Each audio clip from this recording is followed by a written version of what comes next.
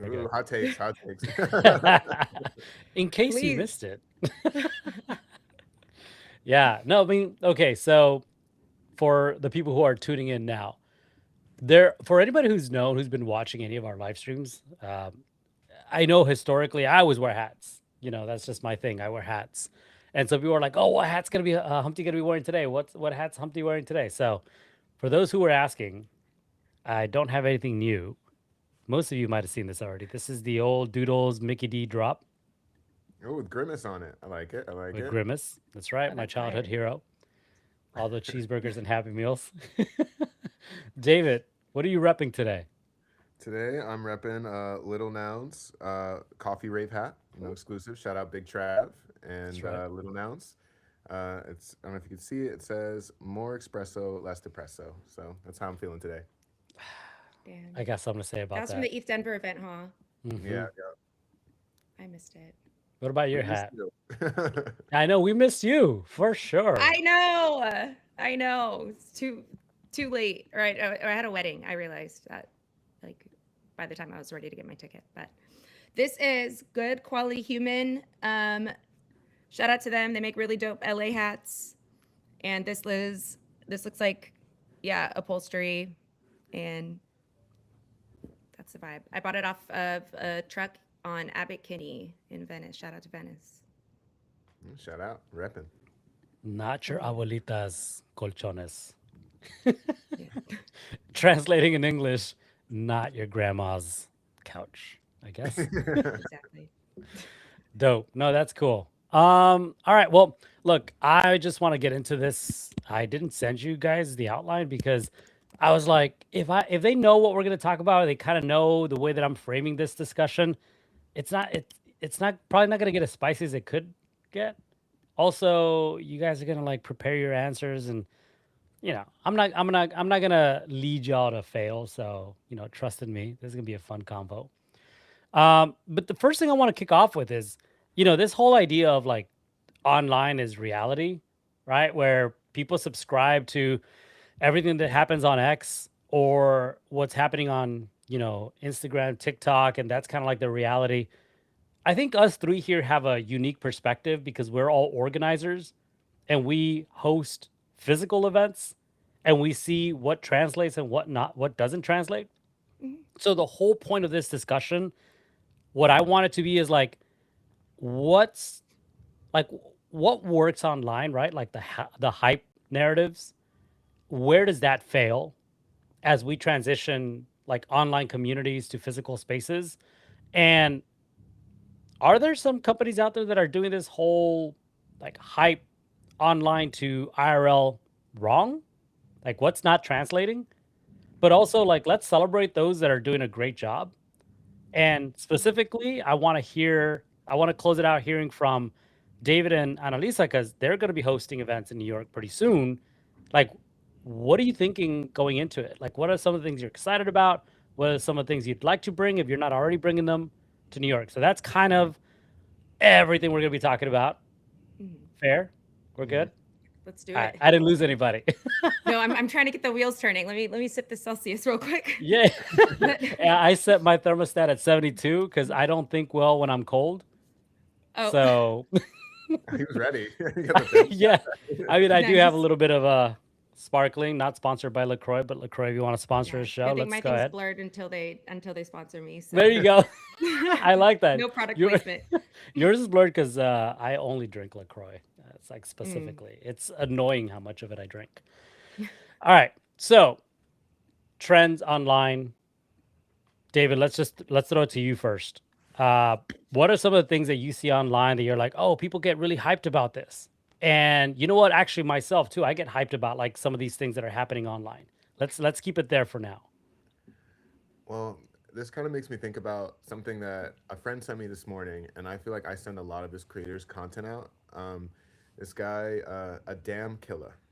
He's from Chicago, and he makes his style of content. He's like a SoundCloud rapper, and that essentially had a resurgence because he does these things where he essentially find a niche community and be like, oh, like if you're, if you live in New York, this is for you, and then he'll like do that, and then he does this like awkward dance in public, and he essentially like is all over my feed, but then my brother, who's 10 years younger than me, will send them to me too. Right. And like trying to see content that, like, that between that millennial Gen Z gap that like actually hits for both of us is something that I'm really fascinated with, because when I check out his explore page or his reposts, like I literally think I don't know my brother when I look through like the content he's watching. But Hmm. when that Venn diagram of like, I think this is hilarious or worth sharing, and he thinks it's hilarious and worth sharing, that's for me when I'm like, okay, this is that sweet spot. Like this person is doing something right. So that's what comes off the head first. But yeah. You said something right now that I think actually the reason why I'm thinking about this is this one dude who, like, him and I and like a handful of other people were kind of exploring on-chain media early. He used to say is like create content worth collecting, right? That was kind of like the hook. Right now, you said something that's interesting that I think is very Web 2, but I want to dig into it a little bit. You said like worth sharing, right? Because I think most platforms, Instagram and TikTok, Instagram specifically, you have your like, comment, and you have your share, right? Mm-hmm. What I think there's like levels to like what people engage with, and sharing is super powerful. So like what do y'all think is something that's worth sharing? And is that part of like what drives hype? I'll throw it to Annalisa. Yeah. I mean, just kind of bouncing off of your first question, I it just started like I started thinking about like the entire like IRL to then like online like content engine. And I'm thinking about like what types of events have I been seeing like pop up in my own like communities and within LA. And we're seeing a bunch of like we're seeing a lot of like community style meetups. So we're seeing a lot of because I've been golfing lately. There's shout out to Swang, which is like founded by this dude Modi, I think from New York. I think he used to work at Universal Music, and he wanted to I guess like you know expand the like diversity of the golf community, and now it's like become this massive meetup in Los Angeles, and more people are hearing about it because like the content output, it's like they have an official Spotify playlist. That's how my friend heard about the meetup, because she was looking for a golf playlist and came across Swing's playlist, and it was like, it's hella good. Like it's hella good. I gotta like find the link. There's that, and then there's like then the bigger that community grows, they just like launched a collab with Jordan Brand, and so they're getting a lot of massive attention, and they also are producing like quality content than like just the video recaps. Like I mean their designs are sick. Any of like the brand collaborations, that just has like a network effect in making this like community even bigger. um I'm thinking about like other like just like other ways that I don't know. Yeah, there's like an IRL to URL connection in like gaining hype that I'm trying to explore a little bit more. But that was like one for example. Yeah. So again, I serve the role of I hear you, Hmm. and let's keep talking about this. Yeah. All right, so I'm someone's therapist in a previous life. Uh, let's Let's keep unpack exploring this. this. Yeah, yeah, definitely. So you're now talking about kind of that shared experience, right? Where and we talked about this before we went on air. We were Hmm. talking about this, like, oh, like, you do golf, I do golf. Like, let's go do golf together. Oh, by the way, there's this like meetup that's being hosted in LA. Oh, I didn't know about that. Actually, I haven't taken my golf clubs out in over 10 years. So Hmm. this shared experience where something becomes so, I'm going to use this word carefully, interesting, that it definitely is worth not keeping it a secret and Hmm. wanting to share that with someone else, right? Mm-hmm. Hmm. And interestingly, for me, what you were saying is that this permeates like not just your singular social platform, but different types of digital platforms. Because, I wouldn't consider Spotify to be social, Hmm. but you could share, I guess, and people could follow you and listen to the music that you're listening to. So maybe social in not the traditional sense that you can, spark up a conversation and do so much more. But now you have like this web of experiences that are connected, and maybe people with different interests can discover it in different ways and come together. But at the end of the day, where it really matters, and I mean, you let me know if that's a good way of framing it, where it matters is when we all show up IRL Mhm. to do that Mhm. thing together. Mhm. I, just to kind of jump in, something that I kind of think about versus like the IRL and URL experience, especially around music, right? And it's something that, like, I have Apple Music, right? I don't have Spotify. So I'm missing out on the social aspect that is Spotify. I would actually disagree with you and say it is more of a social network in the sense that you have followers and playlists. You can see what your friends are listening to. And like, I never jumped on the Spotify bandwagon. And at this point, I'm just like, I'm too late to it. I'm just staying on Apple, you know? But Mhm. I feel like I'm disjointed with some of my friends' musical experience. But then when we meet IRL and we see a good DJ or we go to a concert or whatever, like that's kind of where it doesn't matter, you know, if you're on Tidal or Apple or whatever. It's like we just like the same music. And those Yeah. kind of experiences that like the IRL actually is that connective tissue. It's like a green bubble, blue bubble kind of thing. Like we just are in different worlds. And but when we're in person, that doesn't really matter. We just know like the music is good or the vibe is right. And that's kind of Mhm. where I feel like URL kind of like separates us and silos us a little bit. But then when we're in real life, we're like, okay, no, like this is what I like, regardless of how I'm gonna listen to it later. Right. I have a question, and I don't want to like hijack, but like I mean, this is kind of what you already talked about. Like what was going to be part of your subset of questions is like, because what we're talking about now is yeah the like the and what had came to mind initially was like the IRL to URL like network effect, but yeah, you had brought up in the intro like um, we want to talk about who's doing a good job building hype online, and then like how like then it's translating into uh, yeah into like an IRL community. Who does do a good job about that now? I have ideas of who wants base and Farcaster. I have not logged in on Farcaster in I know I checked your DMs. I messaged you there a lot. And I was like, I guess this is not where Annalisa's at. man, I'm not trying to give hot takes just yet, but like I think, you know, we saw a lot of really great like a lot of great success from Base and Fark Schmarkaster. Yeah. Um but yeah, like who is killing it now? Like In crypto, I don't think anyone is. yeah. I mean, we're seeing like a lot of like I mean, I've been seeing some really cool like one claw or like open claw meetups happening. Shout out to Rob Kim. Um and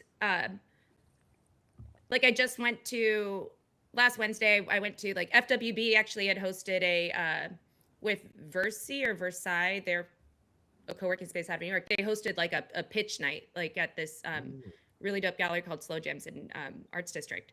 Like they hosted a really dope pitch night. But I mean, aside from that, like yeah, it's been a minute since we've seen like really great like URL then to like IRL consistent community building.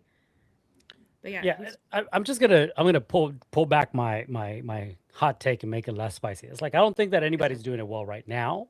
I think Yeah. there's like a handful of people or like individuals who do a good job at like translating the intention, you know, of a business or a product Mm-hmm. to an audience, right? Mm-hmm. There's an element of curation. I mean, David and I are involved in that space, obviously. David and you are going to be doing something in that space.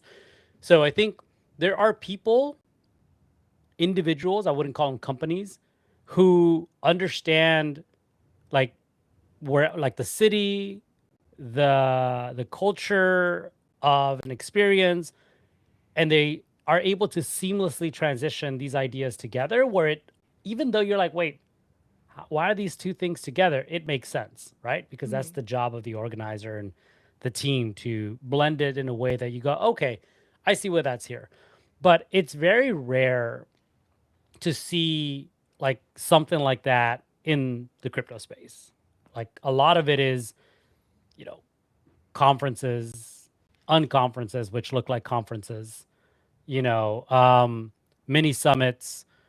And I think partly it's because crypto for a while was trying to imitate like corporate finance a little bit and started modeling a lot of their event strategy like that. But I think one thing that we forgot is that crypto has a bit of a anarchy, kind of like misfit vibe, right? Like we are Mhm. here to disrupt the financial system, right? Mhm. And we could have really hung on to that vibe a little bit to create some unique experiences, but we didn't. But Mhm. like I said, I think that there's some folks that do a good Yeah. job. It is interesting though, to your point, Annalisa, that Mhm. open claw nights are popping off everywhere. Now, are they just hackathons? Are they really experiential, or are they just meetup spaces? They feel like meetups. I went to the Open Claw here in New York, ClawCon or whatever they call it. They had like Mhm. 1,000 pounds of lobster tails, and it just felt like very the NFT wag me energy of 2021, where it just everyone was just excited and didn't know how to use it, and like just wanted to talk about what they were doing in their corner of the world with it. And I think at least just bringing it back to the crypto side of things, I feel like where it got disjointed, especially from that like 2021 2022 time, was the use cases kind of were small for crypto. And even now, there's not a lot of reasons or ways to use crypto. And so people just go to the least common denominator and hyper gamble and money go up. And, people aren't Mhm. using like it just, there's not a lot of innovative ways to kind of mix and match crypto. And even with the digital assets and NFTs and things like that, like, hopefully they have a resurgence to some degree, not just monetarily, but just like culturally. But even those kind of fell super flat aside from, the doodles, aside from, even nouns is not really like a mainstream project. I would say like pudgy penguins, like my mom sends me random pudgy penguins gifts, not knowing they're NFTs. And I think that kind of stuff is cool. But other than that, I'm not really seeing anybody from that, like, it's just a big graveyard from the 2021 20, like even Adam Bomb Yeah. Squad, right? Which, I know like Bobby's killing it with Disney and everything else like that, but that was a project that, like, for me had a buy-in just because like I was a hundreds fan, and just kind of seeing how like fast fashion and kind of and all that other stuff kind of killed the hundreds before crypto, and then now seeing that like ABC yeah, Adam Bomb Squad, like that is its own thing that just kind of it's fizzled out. That's Yeah. it's interesting to see how crypto, and those events were dope. They had Pusha T and they had these things. It was like the place you wanted to be, but that didn't translate into sustainability. Like it translated into volume, it translated into transaction fees for OpenSea and all the other things we all like gripe about. But like as someone who loves showing up in person and still wants to, keep caring about this space, it's wild to see that these larger, more funded institutions kind of disappeared or fizzled out, and now it's people like us three who still care about it, who are holding the torch, still trying to like pour Mhm. energy into it and fighting the narratives that we didn't create. Like we actually were the counterculture to like what everybody hates about crypto, and we're still here. So it's an interesting kind of like dance in 2026, with the hindsight of what we've experienced. Yeah. Sorry, I have to meditate on that, but like I have so many thoughts because it's like I mean, crypto and blockchain, or I guess like that technology has so much potential for the music space, for the culture space, but it really like it does suck to see how I mean, of course, the companies like Nike, for example, when they launched their NFT like project. I forgot what year that was, like 2022, or I think it was 2022, but it was like swoosh or dot swoosh. Like um, it was really refreshing to see so many different like brands and artists begin to adopt blockchain. But then of course, like then that hype cycle passed, and then it's like, oh well, fuck it, it's NFTs are a scam. But yeah, I think I mean, now, like institutions in traditional finance, like not to start nerding out about this stuff, but like institution and traditional finance, they're starting to adopt blockchain, and it's becoming extremely serious. So I think it's only a matter of time where then like, we're gonna get our next big wave. Um, but it just sucks because it's like, okay, well then what, how does that get funded? Where does the funding come from? Um, but yeah, And those are just to my two build off of cents. that, and how do we Yeah. stop it from just repeating itself? Like, why do we like, Mm-hmm. a lot of the people who are going to lead this new wave, right, that you're talking about, weren't here in the past, right? So how do we avoid the same pitfalls of it being just, being over corporate and losing that disruption, losing that taste and culture, and that's Mm-hmm. the kind of stuff that like I'm excited that like we're like, mention shout out like Russ and Trav, yourself, like we're like stewards now of this culture. Like I remember our Mm-hmm. podcast that we did in Argentina, like even us like just being able Where's to the footage? It's a great question. It's a great question. Luckily, this one's being live streamed. We know this one will see. Yes. We know this one will Thanks, see Humpty. light of day. Yeah, yeah, shout out Humpty. But like even the conversation we're having there about like how these conferences can like actually incorporate more culture. How these and not just like, oh, like let's just give them a panel block or something like that, but like how do we actually build with these spaces and then like lead these communities to keep growing by themselves. Like we're not like, I might never Mhm. go to Buenos Aires again, but like I hope that whatever culture we like planted there or brainchilds we left there grow up. And Mhm. that's just something too that I think about a lot with the events that we do in this space and like what that next wave looks like. Yeah. I wrote something uh, a while back, maybe a month ago now, and it says like crypto needs culture curators. I think it was something like that. I don't even remember the title of stuff that I write, but the essence of it was that, to David's point, is like we have this, and I think this is probably true of any industry that grows quickly, is this narrative that grows without kind of any structure. It's kind of like amorphous, right? Where Mhm. anybody can kind of take ownership over a narrative, and what ends up happening is that nothing is true. Nothing is real. Nobody can believe in anything, right? Because like, well, what is it? Is really nothing.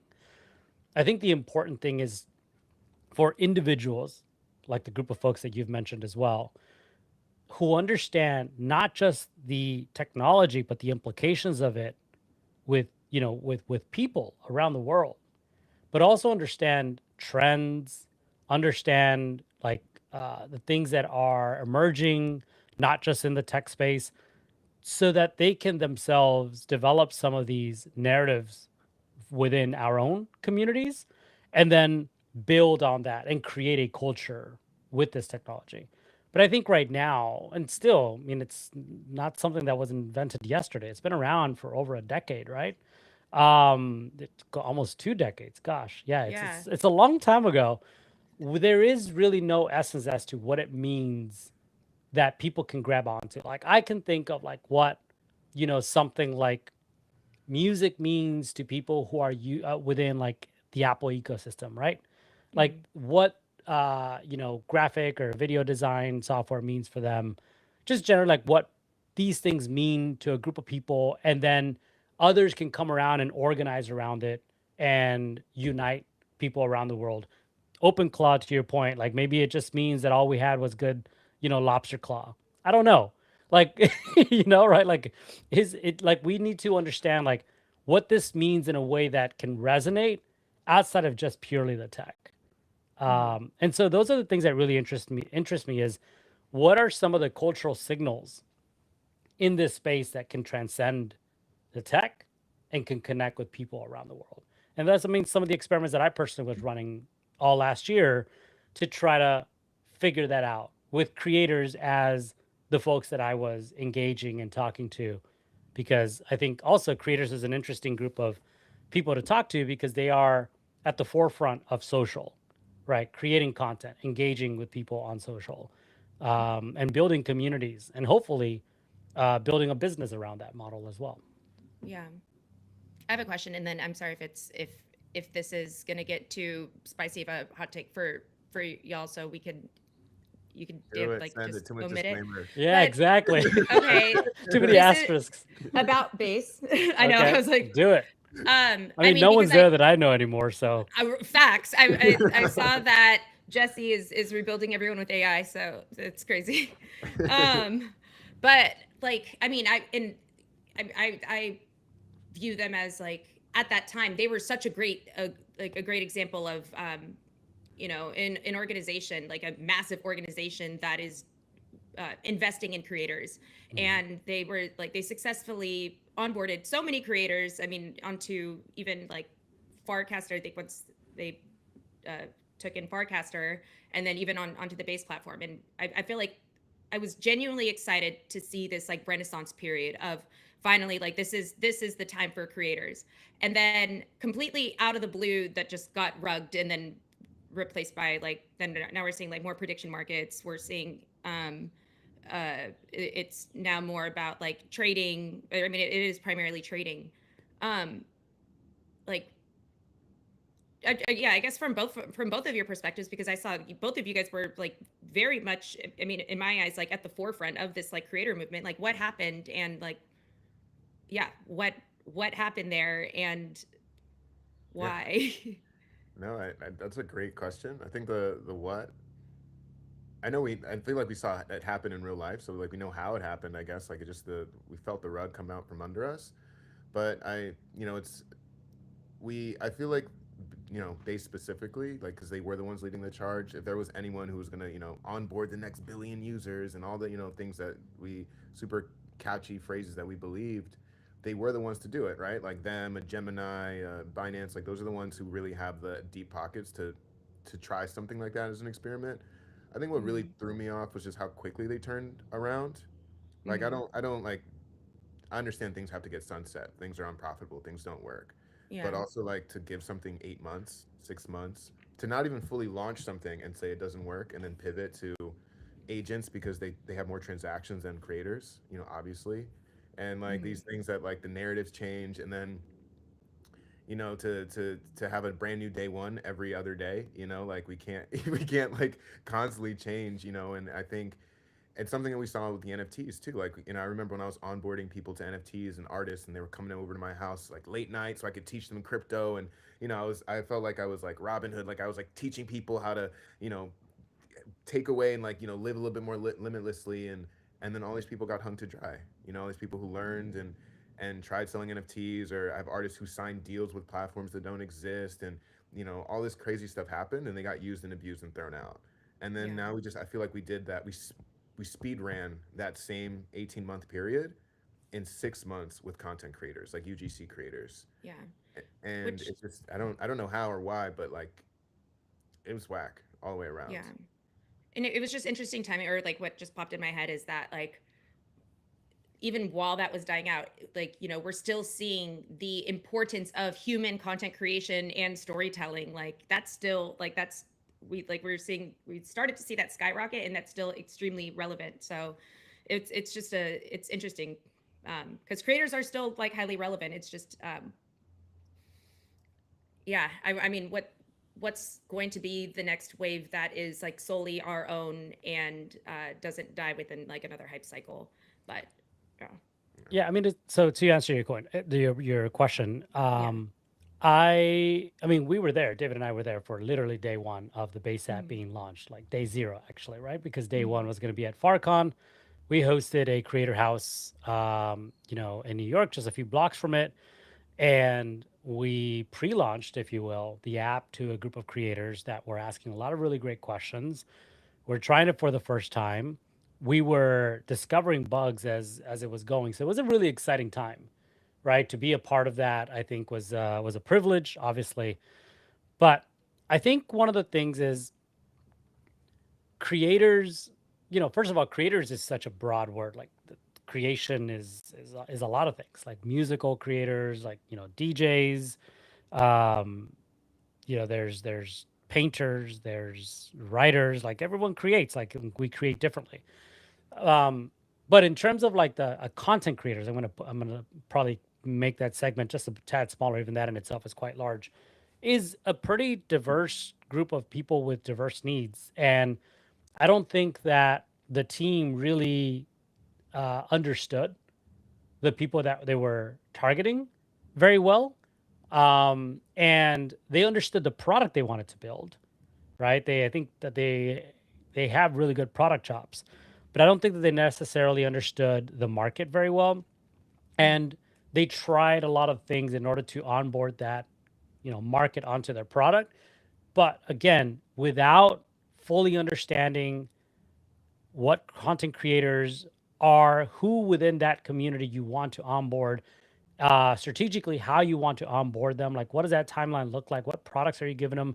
What's the feedback that you're looking for? Like, what does that feedback to development pipeline look like? Because if you're taking in feedback, you might be doing some updates to the app to make sure that you're satisfying the needs of these users. I don't know. Didn't really seem like that. But maybe I'm missing something here. It was very unfortunate, and I definitely was one of those that was left, kind of wanting more. because Mhm. we saw, because we were working with the creators directly, the excitement, right, that people had for the opportunity of owning their content, right, and monetizing it directly on chain. So I think there's still a lot of value in that, and I hope one day, if not them, someone does bring a product that supports creators directly, consistently, sustainably.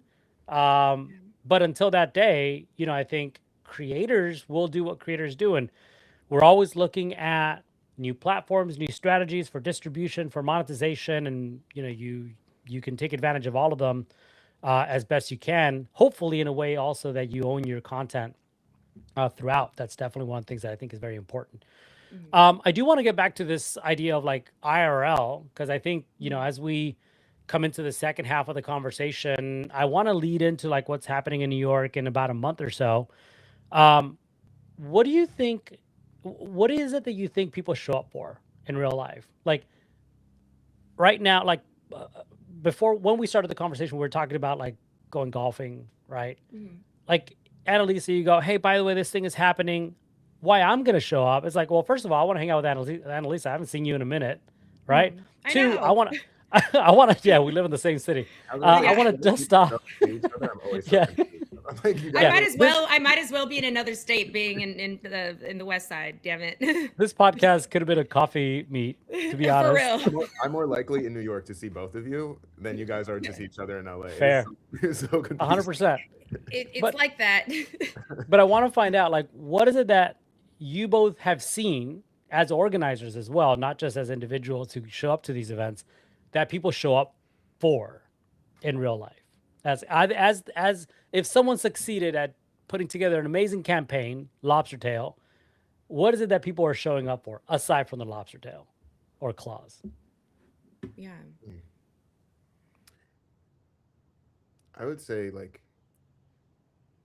right now, I think when incentivize people, right? Like I'm producing Webflea in June 7th during like when Eat Global's coming in for New York, Yeah, we still got to and talk about that. we Still do we been meaning do. to get on the phone with you. No worries. No, I I'm know it's here. gonna happen. You're more than likely to see me on a live stream than on a phone call. I know. I was like, I'm gonna catch her eventually. It's gonna Yeah, I happen. got you.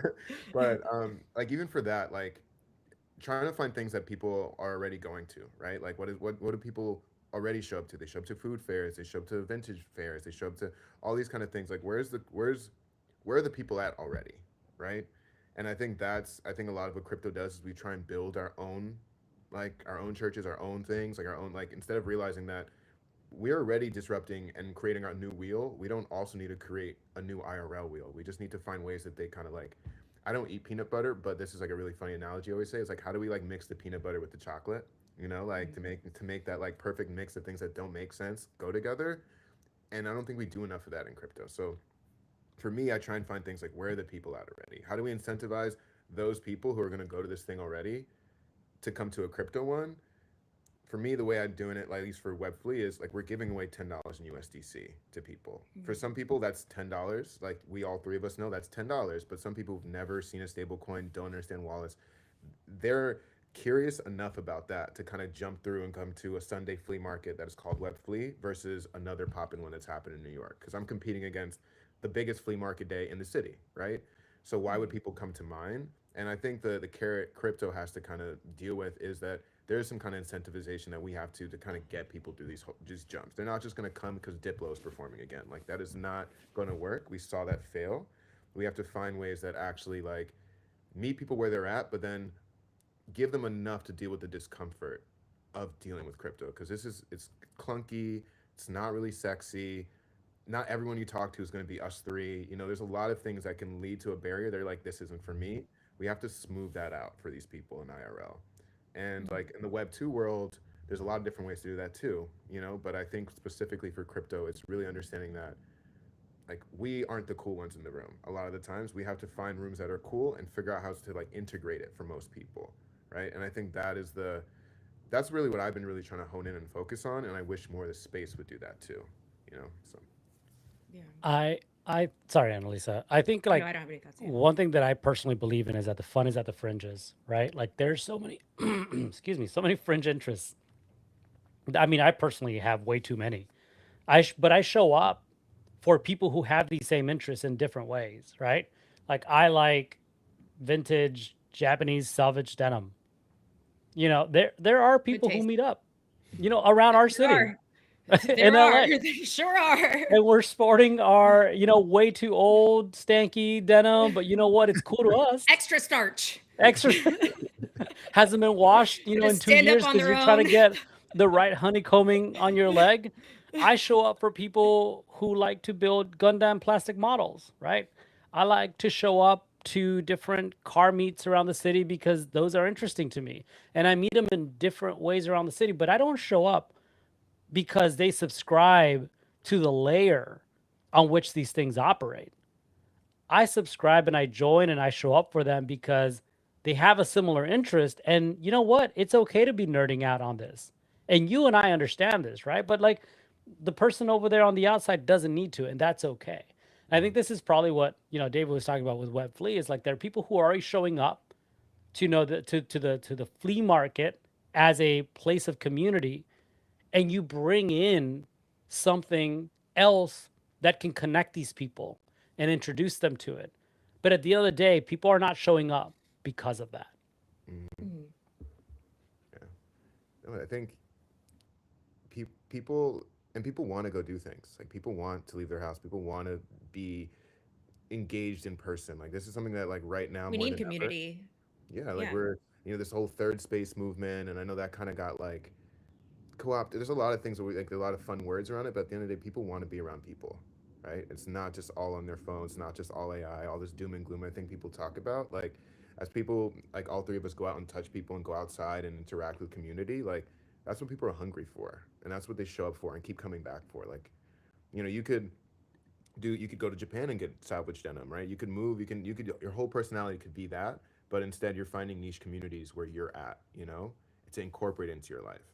And I think that's what we need to kind of understand. That's how people really decide and how they spend their money, how they spend their time. It's like they're not trying to uproot their life for an interest. They're just trying to like incorporate it, add it to their sauce and do that. And I think we need to make not just with crypto events, but just events in general. I think that's what makes something successful is giving people almost like the agency and choice to explore, to be curious, to feel like a kid, to like at ETH Denver there was this event, and like it was probably the best crypto event I've ever been to, but the only reason I say that with a disclaimer is I have no clue who threw it or produced it or like anything from it other than like they rented out a gun range and let us get whatever gun we wanted, unlimited bullets, and I got to just be a little kid with a bunch of other people. It wasn't just like all dude crypto dudes too. There was like men Yeah. and women there, like people from Berlin, and like be like I feel so American, and like there's all these little moments that like felt so cool that like it was just like I'm like this is the kind of activation we need to be doing more of. Not just like shooting more guns, but to each his own. But just those kind Yeehaw, brother. of exactly, whatever, whatever, I'm not Yeah. yucking anybody's yum, but I think doing things like that make you feel like it's not just, oh, this is the tech, but like you said, that layer of how the understanding, it's like, no, we're just people, and we want to feel engaged as people. And Yeah.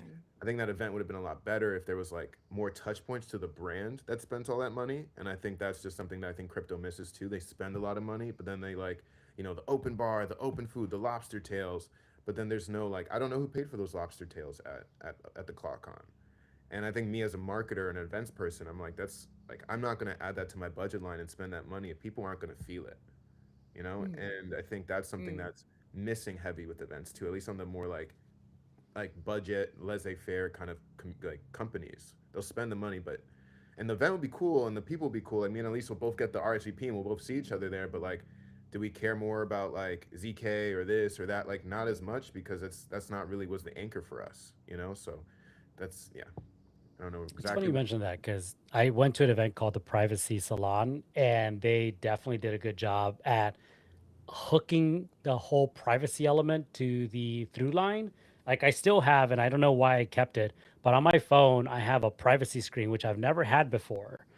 So anybody who's peeking at my phone from either side, they can't see what I'm typing. And they were installing those, right? That like, oh, that's a cool little way of like supporting that through line about privacy. Then when you went to the talk, because they were in a separate section, you had to put your phone in a Faraday bag so you couldn't access it, right? And it was also shielded. you couldn't get calls as you were in there, which, you know what? I'm okay with that, but I was trying to take some notes, and at this point I was like, well, maybe hook us up with a notepad. If we can't take our notes on our phone, maybe they would have given me a pen and pencil or a pencil and paper Or to just put take the some notes. stickers on the camera. I've Or been to parties where they put the stickers on the camera to yeah, prevent, but but I mean, I thought that was really cool because it just yeah. reinforced that idea of like privacy expressing itself in different ways in technology. And I was like, oh, that's really cool. Like, and so the branding I think was pretty strong, and I still remember it. And I remember every sponsor who hosted it because, again, I thought that they did such an excellent job at curating the space and the experiences within that same space. Yeah. I know it's tough. I mean, I guess what's like popping up in my head right now is like, and I think I've like tweeted this the past couple days. Is like woke up thinking about ROI, and what's it's interesting because like, yes, a lot of these like brands are like putting so much money into like hosting these amazing experiences. Also, like, I mean, and shout out to like events managers that are producing them. I'm thinking about Jules from Zerion is Mhm. like the god of hosting like dinner parties. She did. I think I saw at ETH Denver. They did like a sauna and such. And I know from like the events that I've been with them, like they're very good about, okay, well, like install the Zerion wallet app X, Y, and Z. But yeah, I think where I hate to put like my business hat on, but yeah, like I guess where the funding falls short and where like a lot of companies like disconnect is like they don't really know how to like, yeah, they could throw their money and like do like lobster tails at an event, but they're like, what is like the conversion? I hate that I just went full white collar on y'all, but yeah, No, That's that's exactly what true. we but think that, but about. yeah, that's like, yeah, and it sucks because like us as people that want to like host events, like we want to put on these great experiences, and it's hard to be heard, especially when companies are constantly thinking about like, well, like, is that going to convert? So it's like, yeah, how do we find like a way to like use the technology to where, I mean, but then that's also a tech or product problem also. Mhm. If the technology doesn't translate into real world experiences and like events, then what are we doing here? uh 100%. yeah, 100%. on that note also, like, I haven't, like, because I DJ'd at a refractions event in Cannes recently, and I've DJ'd with them a few times. Love them. They just launched like IRL app. I haven't like dug more into that recently, but I know like that's kind of like a goal of what they are trying to do is like bridging, you know, bridging in like IRL experiences with blockchain tech. Haven't explored that enough, but I think like that's an example of somebody who, or like a team that seems to do a pretty solid job at it. Yeah, yeah. Shout out Refraction and Malcolm and the team over there. But I feel like they definitely are. It's like kind of like Blackbird. I don't know if you guys have that in LA, but like kind of like Do Blackbird, we? but instead, just We like don't, but I'm aware. oh, so Let's see. Blackbird's What's like that? essentially you tap at restaurants, like, and you get points for like going to fancy Mm. restaurants and things like that. And it's IRL, at least seeing it instead of it just being food related, it's more so like culture related. Like, okay, Mm. you went to this event, this vinyl hi-fi bar, or whatever, and you like scanned in and you get like points, like almost like gamifying just you participating in IRL culture. I'm not sure how it's like back end monetizing or like how it becomes a coin and all that kind of stuff. That I haven't dug too deep into, but Mm. I like the fact that they are breadcrumbing this, like, you showed up in person, you get rewarded beyond just a app, beyond just like some like commemorative thing. It's like it's kind of some like leaderboard or score, and I think that's kind of cool. I don't always love like a gamification or a Trojan horse for gambling, but I do think it is something that's novel that they're trying that no one else is really doing. So I want to like hats off to them. Mm. And yeah, I lost my train of thought beyond that, but yeah, no, I agree with Refraction being one of those companies that are definitely connecting those dots. Yeah. That vinyl studio that you're talking about, that was in New York, right? Or was that in Argentina? Well, they've oh, well, they have public records. Like, I think they work with public records in New York. They do That's it. host things there. No, we went to something in Um, Denver though. We went to like a hi-fi bar in that Denver too. Yes, I like. I don't know if they did that in Denver. That, like, I went to one that they did in Denver the year before, but It they was the probably same got that exact spot venue. They again. did the same venue this year. Love that place. Yeah, yeah. That was Yeah. that was okay. It was I'm kind of talking packed. about the one where it was like I don't know, like everybody was doing past hors d'oeuvres and they were dressed, like black and white, like very upscale, very refined. Was it the spot I that don't, looked like New York?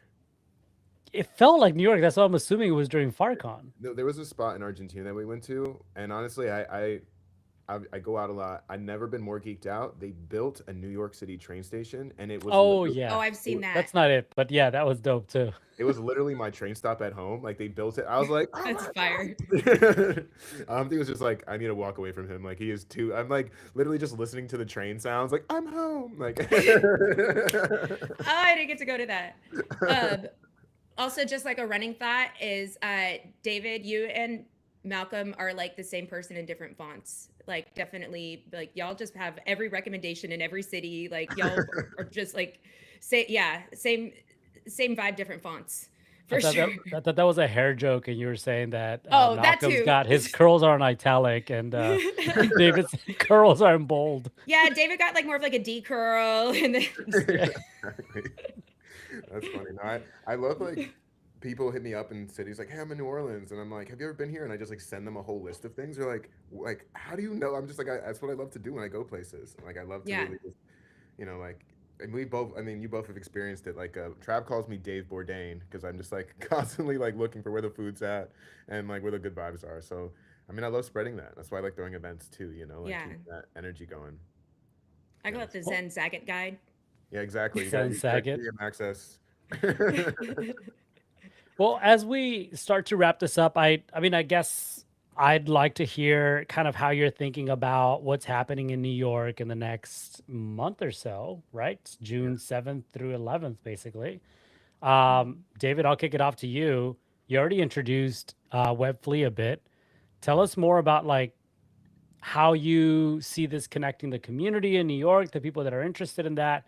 How are you learning about that community now, and how are you already introducing, the space to them if you are? for sure. I would say so. Webflea is what I'm calling day zero of ETH Global because it's the day before it actually fully kicks off. Shout out to Humpty for giving me the alpha of like front running a conference versus like trying to compete with everybody else who's doing stuff at the conference. But I mean, I've been going to ETH Global events. I missed ECC Kent, but like beyond that, like been going to all the other ones, and just I think that Ethereum narrative is something that like it's just been near and dear to my crypto journey. So it's a community I know, it's people I know, and so in terms of like the work I'm doing for that community, I'm like showing up and like understanding, staying in the loop with Twitter and like where these people kind of connect because it's like summer camp. We all like go somewhere and we hang out and then we disappear again, and but in like the bringing real people in, like I've been hitting flea markets more than, I mean, I do like flea markets, but like 6 a week is like more than I've ever done in my life. But like just really seeing like what kind of vendors I want in the space and like what will be exciting, not just for not crypto native people, but also people in the space. Like I want Annalisa to come in and be like, this shit's fucking dope. Like I don't want it to be like, oh, this is cool, another little side event. Like I want, there's different like scales of taste in the community, in our crypto community, and I want to make sure that we're like sparking and exciting those people as well as people who like could care less about crypto and just happy it was a dope flea market. And so trying to find that balance. And then it's funny because I'm obviously trying to get the event sponsored and sell it and all that kind of stuff, and like which that's my least favorite part of throwing events. Like I like creativity, I like strategy, I don't like sales, right? And it's something that I've had to understand that like I don't mind painting the picture, but when it really comes to the sales part of it, it feels soulless to me a little bit, right? And so Bro, trying to same. find I'm same. yeah, it's like weird because we're I creatives can't at do heart. sales. It's Yeah. what are like we know it's a great idea. Like we're the type of people when we know it's magic, it's like why am I trying to explain to you why it's valuable? Like this is magic, like.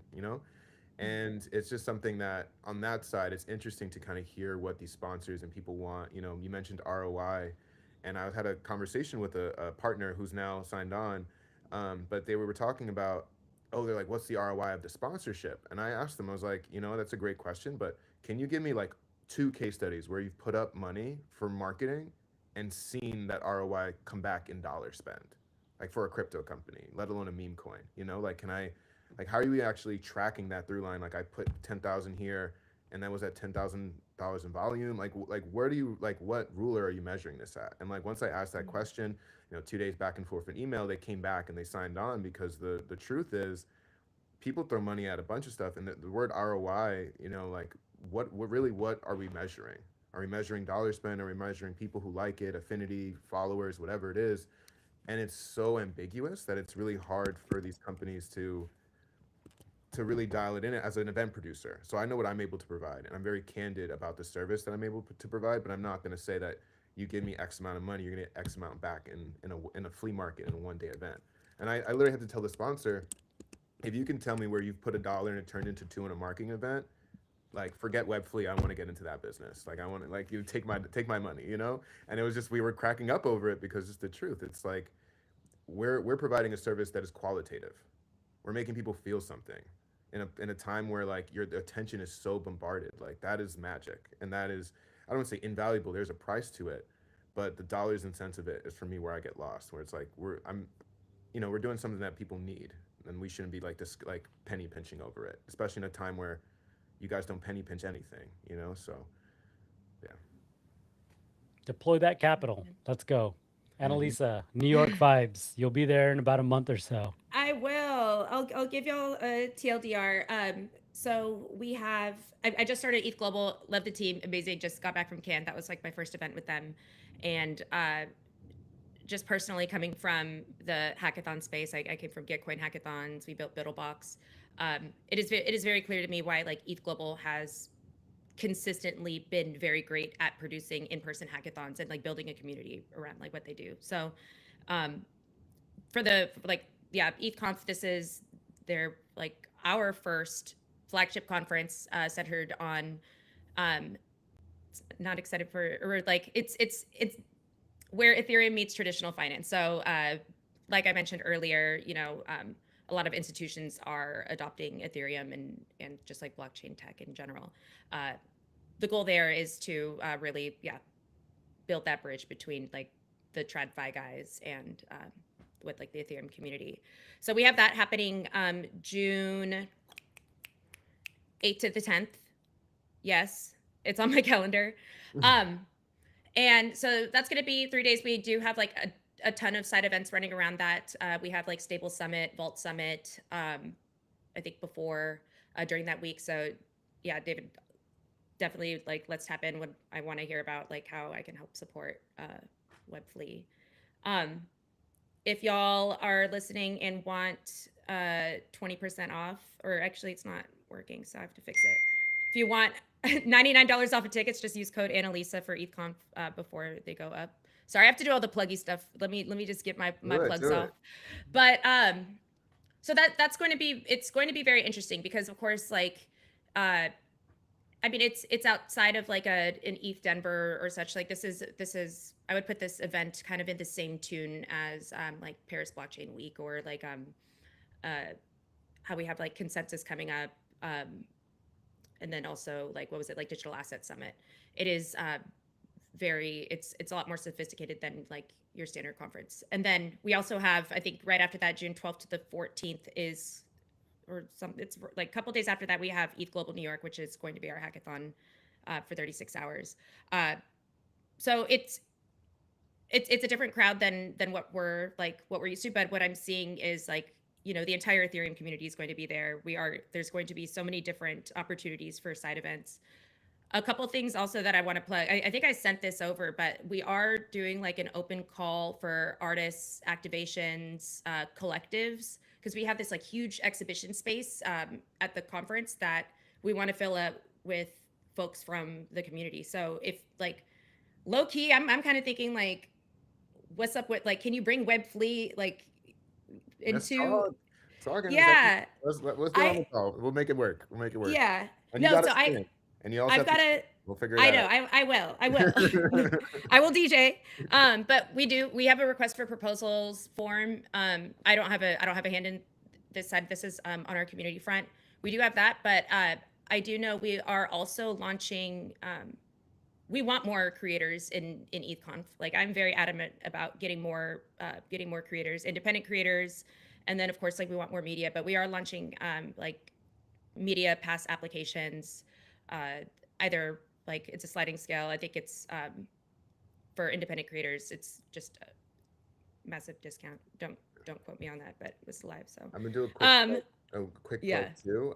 Humpty and On-Chain Creators and Hug are doing a open call for artists to be shown at Webflea. But Fire.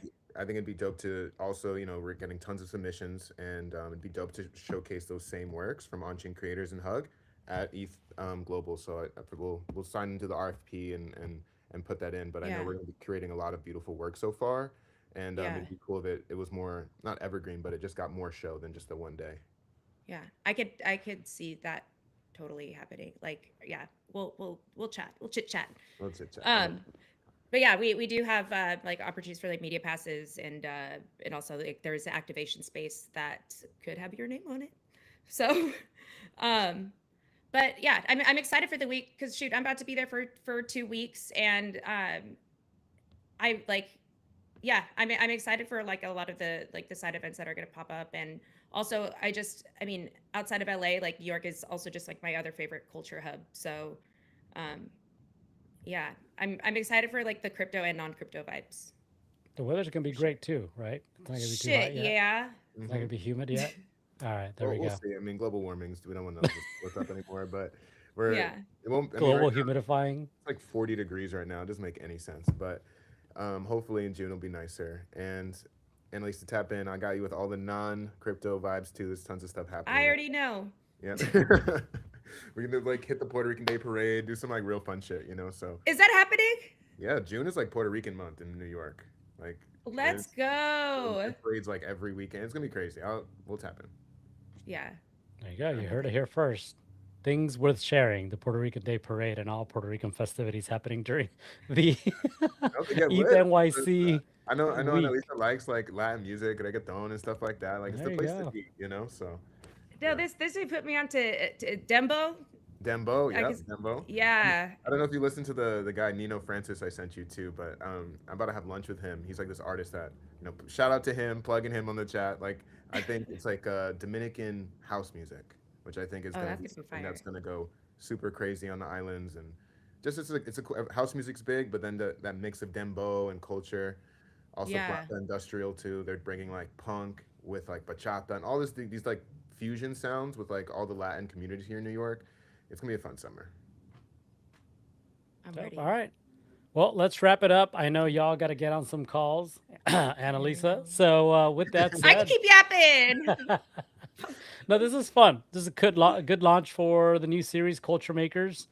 We're gonna keep experimenting with some of these threads that we can pull on, but I think this is fun to kind of check what's happening online and how those translate IRL, and also how to host really good experiences where people want to show up, but also the different, I guess, ways of strategically connecting your story through different digital platforms too. I like that idea of like Spotify playlists. I've definitely seen that, but have not done that. I'm gonna get on that. I'm gonna create an on-chain creators playlist. Let's go. Yeah, Yeah, that'd do be it. lit. I'd like to nominate that, like, especially for the topic of this, like y'all got to tap in with Latasha. I didn't plug this enough, but we are building Topia, and it is going to be launching. I think this later this spring, but this is like exactly what she is focused on and what we are focused on with Topia. So We need like Dope. Latasha and Elisa guest curation on the On Chain Creators playlist. on the playlist, I was gonna you Yeah. say you know, might start something as like the person as they're exiting, we go, who would you like to nominate next to come on the show? And you've nominated yeah, Latasha. So there we go. that's rehash vibes. I love that. Shout out Yeah, to actually Diana. you're right. Yeah. Cool. Well, bringing some of those vibes back into everything that we do. Yeah. Cool. Thank you, All right, Humpty, guys. for putting this together. Like this is Yes. awesome, and like you're curating extraordinaire right here. So I appreciate it, and this has been dope. So thank you for having us on. Yeah, watch the Yeah. clips coming to your favorite social platform soon. Holler. Let's All do right. it. Thank you. Peace. Peace.